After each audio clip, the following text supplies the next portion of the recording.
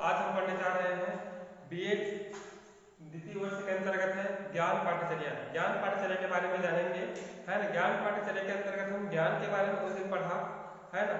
और ज्ञान पाठचर्या के अंतर्गत ज्ञान के बारे में जाना कि ज्ञान क्या है, ज्ञान के और कुछ स्रोत के बारे में जाना कि कहाँ कहाँ से हमें ज्ञान प्राप्त होता है ना। तो आइए आज जानने का प्रयास करते हैं ज्ञान का महत्व, कि किस प्रकार ज्ञान हमारे लिए महत्व की चीज है ना। हर कोई वस्तु हमारे लिए महत्व है, ठीक उसी प्रकार ज्ञान भी हमारे लिए महत्व की बात है। आइए चलते हैं। पहला, तर्क शक्ति का विकास। इसमें कहा गया है तर्क शक्ति का विकास। ज्ञान के द्वारा ही हम अपनी तर्क शक्ति का विकास करते हैं। अगर हमारे अंदर ज्ञान बहुत ही है, या कहा जाए कि हमारे अंदर कुछ न कुछ ज्ञान है, तो ज्ञान के माध्यम से हम किसी भी वस्तु पर, किसी भी जीव पर हम तर्क शक्ति कर सकते हैं, अर्थात तर्क लगा सकते हैं कि नहीं ये ऐसा होगा, इस प्रकार से हम तर्क कर सकते हैं, है ना। और तर्क करने से हमारी जो ज्ञान है और अधिक विकसित हो पाएगा, अर्थात जो अवधारणात्मक समझ बनेगी वह और ज्यादा बेहतर हो पाएगा, है ना। इससे कहा गया है कि तर्क शक्ति का विकास किससे होता है, ज्ञान के माध्यम से ही होता है। नेक्स्ट आइए, समस्या समाधान, है ना। अगर हमारे पास ज्ञान है, अर्थात हम कुछ जानते हैं, समझते हैं, अवधारणा बनाते हैं, तो प्रत्येक समस्याओं का समाधान कर सकते हैं, है ना। हमें समस्या का पता होना चाहिए। समस्या जैसे हमारे सामने आएगी तो हम क्या करेंगे, समस्याओं का समाधान कर पाएंगे, है ना। आप जानते हैं कि मनुष्य दिन प्रतिदिन अनेक प्रकार की समस्याओं से घिरा हुआ है ना। समस्या होने के कारण वह उन समस्याओं को क्या करता है, हल करने का प्रयास करता है कि इन समस्या का निराकरण कैसे होगा, है ना। अनेक प्रकार से वह उनके प्रति समझ बनाता है, किसके प्रति, समस्या के प्रति समझ बनाता है, और उन अवधारणाओं के माध्यम से उन समस्या का हल करता है, ठीक है। तो इस प्रकार विद्यार्थी जीवन में भी छात्रों को गणित से संबंधित, भाषा से संबंधित या कोई अन्य सब्जेक्ट से संबंधित अनेक प्रकार की समस्याएं उत्पन्न होती है, तो उस ज्ञान के माध्यम से उन समस्याओं का हम समाधान कर सकते हैं। आइए नेक्स्ट, समझ का विकास। अब समझ का विकास कैसे होगा, जैसे ही हम ज्ञान के माध्यम से किसी वस्तु के बारे में जानते हैं तो एक अवधारणा बनाते हैं, अर्थात समझ बनाते हैं, है ना। तो वो किससे होता है, ज्ञान के माध्यम से ही होता है। आपको पता ही होगा जब छोटे बच्चे, है ना, छोटे बच्चे, है ना, उनके माता पिता जब बोलते हैं पापा बोलो बेटा, मम्मी बोलो बेटा, तो पापा और मम्मी के बीच वाला क्या करता है, एक समझ बनाता है। किसके माध्यम से बनाता है, ज्ञान के माध्यम से बनाता है, ठीक है। इस प्रकार कह सकते हैं कि ज्ञान के माध्यम से समझ का विकास होता है। नेक्स्ट आइए, मौलिक चिंतन का विकास। मौलिक चिंतन का विकास, इसको हम दूसरे शब्दों में बोले तो अंतर्दृष्टि बोल सकते हैं या सूझ बोल सकते हैं, है ना। जैसे आपको पता है कि स्किनर महोदय ने एक पिंजरा बनाया, पिंजरा में एक कबूतर को रख दिया और एक स्थान उन्होंने ऐसा छोड़ा जहां पर चोंच मारने से दाना गिरता है। तो जैसे ही कबूतर को भूख लगी तो वो चारों तरफ चोंच मारने लगा, लेकिन एक स्थान ऐसा था जहां पर उन्होंने क्या किया, चोंच मारा, तो चोंच मारने से वहां पर दाना गिरा। तो जैसे उनकी भूख और बढ़ती गई तो फिर चोंच मारने लगा, तो वह फिर धीरे धीरे जान गया कि यही एक ऐसा स्थान है जहां पर चोंच मारने से क्या होता है, दाना की प्राप्ति होता है, अर्थात उनकी खाना की पूर्ति होता है। इस प्रकार कह सकते हैं कि मौलिक चिंतन का विकास किससे होता है, ज्ञान के माध्यम से ही होता है। नेक्स्ट आइए, नवाचार में वृद्धि। ज्ञान के माध्यम से हम नए नए आविष्कारों को बनते देखे हैं, है ना। पहले जो कहा जाए जो रेलगाड़ी बना था, हवाई जहाज बना था, वो दूसरे किस्म का था, लेकिन आज स्थिति यह हो गई है कि उसमें परिवर्तन किया गया है। पहले रेलगाड़ी जो कोयला से चलता था, है ना, अब क्या हुआ, नवाचार क्या लाया, डीजल। डीजल के बाद अब लाइन से चलने लगा है, ठीक है। इसके पहले हवाई जहाज, है ना, उनका जो नमूना था, एक प्रकार से उनका जो प्रारूप था कुछ हट के ही था, लेकिन आज स्थिति यह हो गई है उसमें मॉडलिंग आ गया है, अर्थात ज्ञान के द्वारा नवाचार में वृद्धि। ठीक उसी प्रकार अगर हम शिक्षा के क्षेत्र में देखा जाए तो छात्रों के अंदर बहुत सारे ज्ञान है ना, ज्ञान का भंडार है, लेकिन उन ज्ञान को नवाचार में तब्दील करने की आवश्यकता है ना। तो ये ज्ञान के माध्यम से ही हो सकता है। नेक्स्ट टाइम, परीक्षा के तनाव में कमी। आप सभी जानते हैं कि ज्ञान के माध्यम से समझ का विकास होता है। समझ का विकास होता है, समझ से अवधारणाओं का विकास होता है। कहने का पहले छोटे छोटे जो समझ होते हैं ना, उनसे अवधारणाओं का विकास होता है। जब अवधारणाओं का विकास होगा तो हम परीक्षा में आसानी से किसी भी प्रश्न का उत्तर लिख सकते हैं, है ना। इस प्रकार कह सकते हैं कि परीक्षा के तनाव में कमी आएगी, है ना। जब हमारे अंदर समझ में आएगा तो अवश्य के कह सकते हैं कि परीक्षा में जो दबाव होगी उसमें कमी आएगी। इसलिए कमी आएगी क्योंकि हम इसके पहले उस प्रश्न को हम पहले से ही समझ चुके हैं, ठीक है, उनके उत्तर जान चुके हैं, है ना। हमें याद करने की आवश्यकता नहीं। इस प्रकार कह सकते हैं कि परीक्षा के तनाव में कमी आएगी। नेक्स्ट देखते हैं स्मृति पर निर्भरता में कमी। स्मृति का अर्थ होता है याददाश्त। याददाश्त में कमी। ज्ञान अलग है और याददाश्त अलग है ना। जैसे कि कहा है कि उस आदमी को कह देना कि वह आएगा, है ना, वो उसके याददाश्त में है, लेकिन ज्ञान अलग होता है। ज्ञान किससे संबंधित है? वह अवधारणाओं पर संबंधित है ना। एक प्रकार से हम समझ बना लेते हैं तो वह ज्ञान स्थायित्व हो जाता है, लेकिन याददाश्त यहाँ पर अलग है। तो यहाँ पर कहा गया है कि स्मृति पर निर्भरता में कमी। आपको पता है अधिकतर बालक रटते हैं, ठीक है, याद करते हैं, लेकिन जो समझते हैं उनका ज्ञान है वह ज्यादा बेहतर होता है ना। तो इस प्रकार कह सकते हैं कि ज्ञान के द्वारा स्मृति पर निर्भरता में कमी आती है। अगर हमें किसी चीज के बारे में याद हो गया, उदाहरण के लिए कोई पाठ है, महात्मा गांधी पाठ याद होता है, वो रट के होता है ना। और महात्मा गांधी पाठ को जैसे ही हम समझेंगे, उनके प्रति एक समझ बनाएंगे, है ना, वो होगा हमारा ज्ञान।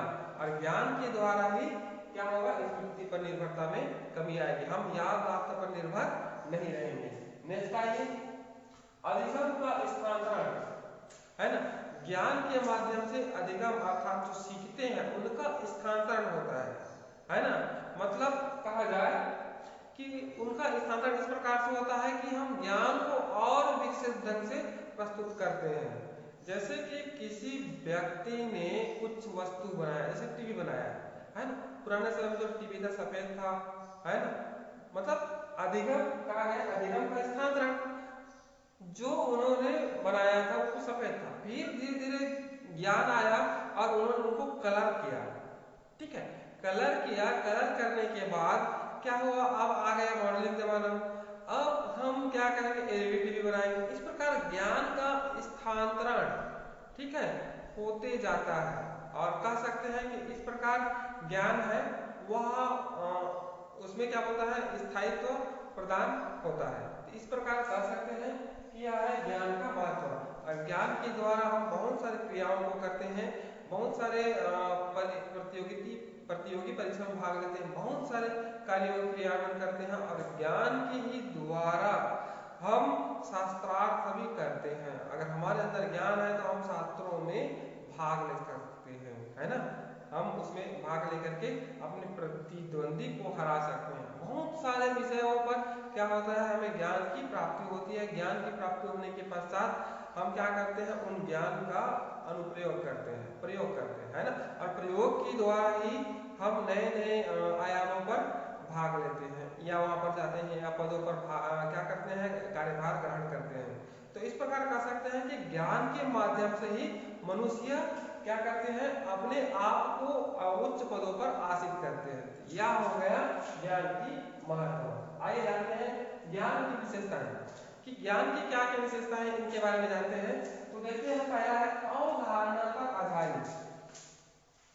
अब इसमें कह सकते हैं कि अवधारणा पर आधारित, कैसे ज्ञान अवधारणा पर आधारित है ना। स्पष्ट ढंग से कह सकते हैं कि ज्ञान पहले समझ पर आधारित है ना। हम किसी वस्तु के बारे में क्या करते हैं, समझ बनाते हैं, और वही समझ क्या कहलाता है, हमारा अवधारणा, ठीक है। किसी वस्तु पर समझ बनाते हैं। उदाहरण के लिए ये बोतल है, ठीक है, हमने बोतल के बारे में समझ बनाया कि बोतल कैसी होती है, बोतल में क्या भरा जाता है, उनका ढक्कन कैसा होता है। इस पर हम क्या करते हैं, समझ बनाते हैं। समझ बनाने के क्या समझ बनाते हैं, अर्थात अवधारणाओं का विकास होता है, ठीक है। और वही अवधारणा क्या कहलाता है, ज्ञान, ठीक है। हम बोतल के प्रति ज्ञान प्राप्त कर लिए हैं। इस प्रकार बालक भी, है ना, बालक भी किसी वस्तु, किसी व्यक्ति, पुस्तक या किसी प्रकरण पर समझ बनाते हैं। समझ ही अवधारणा होता है ना, और अवधारणा के द्वारा ज्ञान का विकास होता है। इस प्रकार कह सकते हैं कि ज्ञान है वह अवधारणा पर आधारित होता है। ठीक है, नेक्स्ट आइए, ज्ञान की व्यापकता। मतलब ज्ञान संकुचित नहीं है, वह व्यापक है, विशाल है। इस प्रकार कह सकते हैं कि हम किसी एक क्षेत्र में ज्ञान की प्राप्ति नहीं करते, हम समस्त क्षेत्रों में ज्ञान की प्राप्ति करते हैं। चाहे वह बिजली के क्षेत्र में हो, उद्योग के क्षेत्र में हो, या समाज के क्षेत्र में हो, या किसी अन्य, है ना, चाहे रेगिस्तान हो, चाहे पानी के अंदर हो या पानी के बाहर हो, वायुमंडल, है ना, हम हर एक क्षेत्र में ज्ञान की प्राप्ति करते हैं। इसलिए कह सकते हैं कि ज्ञान बहुत व्यापक है ना। दूसरी विशेषता, ज्ञान बहुत ही व्यापक है। आइए देखते हैं संगठित अनुभव। अब यहाँ पर समझने का प्रयास करते हैं। जिस प्रकार कहा गया है कि एक व्यक्ति एक लाठी को तोड़ सकता है, लेकिन एक व्यक्ति 10 लाठी के गुच्छे को एक साथ नहीं तोड़ सकता, क्योंकि वो संगठन है। ठीक है, ठीक उसी प्रकार ज्ञान है। ठीक है, बहुत सारे अवधारणा, बहुत सारे समझ का संगठित क्या है, अनुभव है। ठीक है, संगठित अनुभव है। जैसे कि मैं कह सकता हूँ कि मैं शिक्षा क्षेत्र में ज्ञान रखता हूँ, है ना, पशुपालन के क्षेत्र में ज्ञान रखता हूँ, कृषि के क्षेत्र में ज्ञान रखता हूँ, या अन्य क्षेत्र में ज्ञान रखता हूँ। ये क्या होगा, संगठित अनुभव ही क्या है, ज्ञान है। इस प्रकार कह सकते हैं कि ज्ञान संगठित अनुभव है। ठीक है, ज्ञान संगठित अनुभव है। इस प्रकार आइए देखते हैं नेक्स्ट, ज्ञान की निश्चितता। इसमें कहा गया है कि ज्ञान निश्चित है। ठीक है, कुछ क्षेत्रों में देखा जाए तो ज्ञान निश्चित है। अब थोड़ा समझने का प्रयास करते हैं कि वहां पर ज्ञान निश्चित कैसे है। आप जानते हैं न्यूटन ने क्या किया था, गुरुत्वाकर्षण बल का आविष्कार किया था। तो उनके अंतर्गत उन्होंने कहा कि प्रत्येक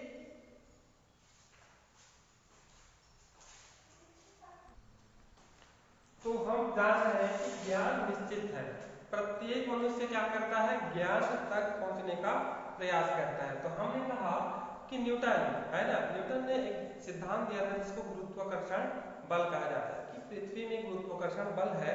गुरुत्वाकर्षण बल के द्वारा ही वह ऊपर से, है ना, जो भी वस्तु फेंकी जाती है उनको अपनी ओर खींचता है। ठीक है, तो यह जो सिद्धांत है वह निश्चित है, इनके आगे और हम कुछ नहीं और कह सकते, है ना। वो जितना ज्ञान दिया था वो वहां तक निश्चित है, मतलब तय है। ठीक है, ठीक उसी प्रकार देखिए प्रकाश संश्लेषण।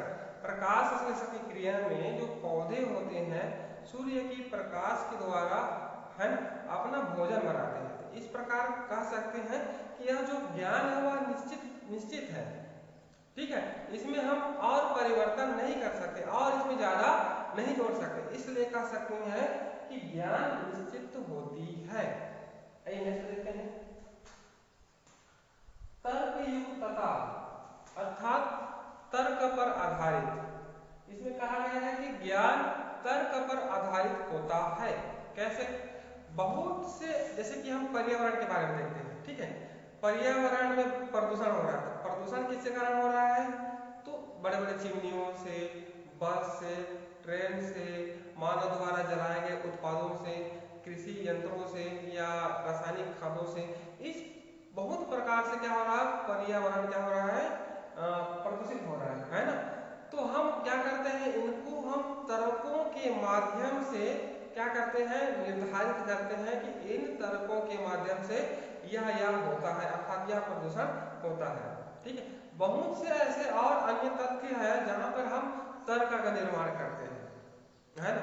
तर्क के द्वारा हम उस ज्ञान तक पहुंचते हैं। उदाहरण के लिए एक जगह है जहां पर ज्वाला जी है ना, वहां ऐसा स्थान है जहां पर आग निकल रहा है ना, एक ज्वाला जल रही है, उस पर पानी भी डालेंगे तो पर भी जलेगा, अर्थात वह अंतिम ज्ञान है ना।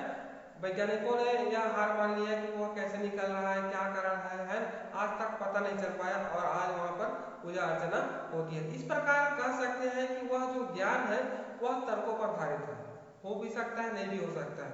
तो इस प्रकार कह सकते हैं कि बहुत सारे जो ज्ञान होते हैं वह तर्कों पर आधारित होता है ना। जैसे हमने बताया पर्यावरण प्रदूषण, है ना, बहुत सारे तर्कों के माध्यम से बताया कि यह भी हो सकता है, यह भी हो सकता है, इस प्रकार से हो सकता है, मनुष्य के मलमूत्र से भी हो सकता है। इस प्रकार से पर्यावरण क्या होता है, प्रदूषित होता है। तो इस प्रकार कह सकते हैं कि ज्ञान तर्क पर भी आधारित होते हैं। नेक्स्ट आइए, व्यक्तिनिष्ठता, है ना। व्यक्तिनिष्ठता का तात्पर्य है कि व्यक्तिनिष्ठ ज्ञान अर्थात प्रत्येक जो व्यक्ति है उनका ज्ञान अलग होता है, दूसरे व्यक्ति का ज्ञान अलग होता है, तीसरे व्यक्ति का ज्ञान अलग होता है। तो इस प्रकार कह सकते हैं कि ज्ञान व्यक्तिनिष्ठ अर्थात प्रति व्यक्ति के हिसाब से ज्ञान अलग अलग होता है ना। जैसे कि मेरा ज्ञान अलग है, आपका ज्ञान अलग है, बच्चों के अंदर जो ज्ञान है वह अलग है। इस प्रकार प्रति व्यक्ति के हिसाब से ज्ञान अलग अलग होता है। आइए नेक्स्ट करते हैं, परिवर्तनशील प्रकृति। ज्ञान है वह परिवर्तनशील है अर्थात उनका स्वभाव है परिवर्तित होता रहता है।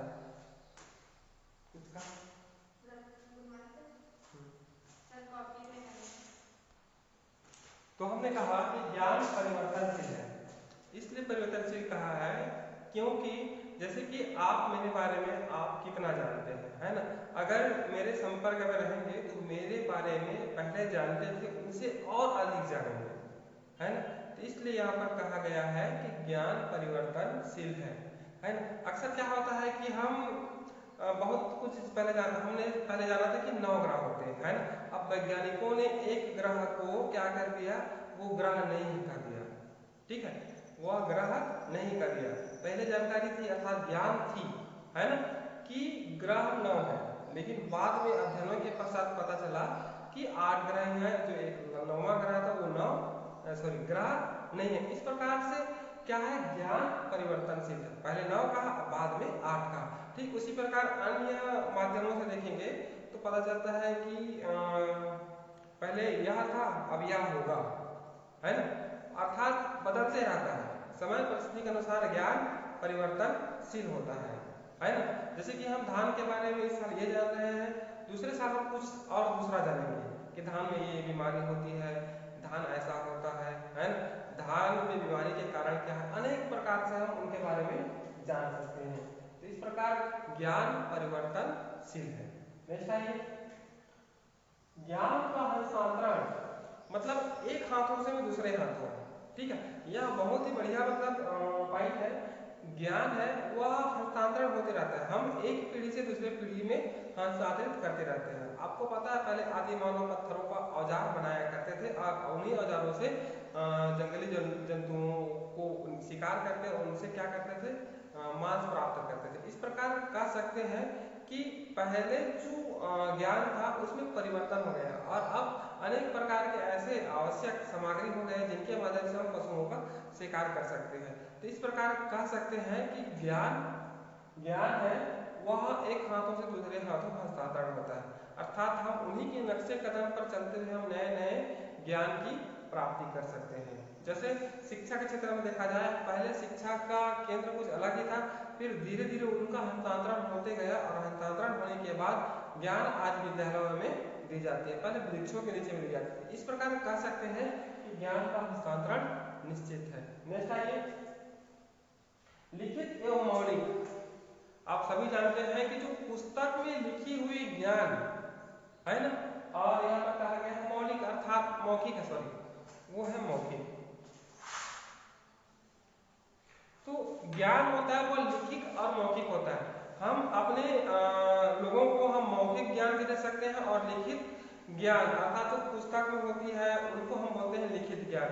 तो इस प्रकार लिखित और मौखिक ज्ञान दोनों होती है, लेकिन लिखित ज्ञान को ज्यादा मान्यता दी गई है क्योंकि मौखिक ज्ञान है वह कुछ समय पश्चात उसमें परिवर्तित हो जाता है, लेकिन लिखित ज्ञान में परिवर्तन नहीं होता है, बहुत हद तक वह परिवर्तित नहीं होता। इसलिए कहा गया है कि लिखित और मौखिक ज्ञान, ठीक है, ये दोनों प्रकार के ज्ञान होते हैं। नेक्स्ट आइए, पुस्तकें ही ज्ञान के स्रोत नहीं है।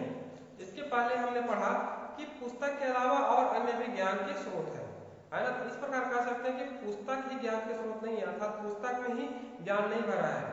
ठीक है, हम आसपास के चारों वातावरण में हम बहुत सारे ज्ञान प्राप्त कर सकते हैं, अपनों बड़ों से प्राप्त कर सकते हैं, अपनों से छोटों से प्राप्त कर सकते हैं, है ना।